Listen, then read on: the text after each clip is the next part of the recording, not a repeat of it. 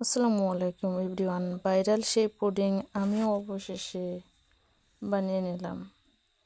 প্রথমে একটা পাতিল বসিয়ে তাতে চিনি দিয়ে 2 টেবিল চামচ সামান্য একটু পানি দিয়ে ক্যারামেল তৈরি করে নিচ্ছি। নাড়াচাড়া করে কালার তৈরি করে নিচ্ছি। পুড়ে যেন না যায় সেজন্য বারবার নাড়িয়ে নিচ্ছি। একে লালচে লালচে কালার হয়ে আসলে নামিয়ে নেব। এই তো নামিয়ে নিলাম।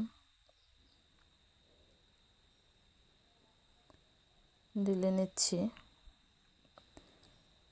আসলে এই পাত্রে ভালোভাবে সেট করে নিচ্ছি। সেট করে রাখার পর এদিকে 2টা ডিম ফিটিয়ে দিয়ে দিচ্ছি।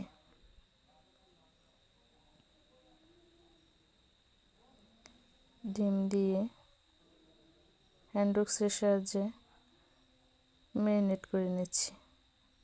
বেশি আবার মেশানো যাবে না, তাহলে আবার বাবল হয়ে যাবে বেশি। তো পরিমাণ মতো চিনি দিয়ে দিচ্ছি, যার যার রুচি অনুযায়ী দিয়ে নেবেন। চিনি দিয়ে হ্যান্ড উইক্সের সাহায্যে মিশিয়ে নিচ্ছি, নাহলে দানা দানা থাকবে। এদিকে দুধ 4 কাপ দুধ জাল দিয়ে 1 কাপ করে নিচ্ছি। তো আবারও দিয়ে মিক্সড করে নিচ্ছি। মিক্সড করা শেষে ছাঁকনির সাহায্যে যে পাত্রে ক্যারামেল দিয়েছিলাম সেই পাত্রে সেট করে নিচ্ছি। ছেঁকে নিচ্ছি।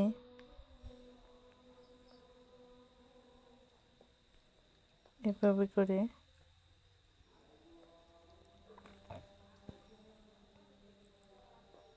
ছেঁকে সেট করে নিচ্ছি। এদিকে একটা পাত্র বসিয়ে পানি দিয়ে একটা স্ট্যান্ডের উপর ওই বাটিটা বসিয়ে দিচ্ছি। এখন 30 থেকে 35 মিনিট জাল করে নেব।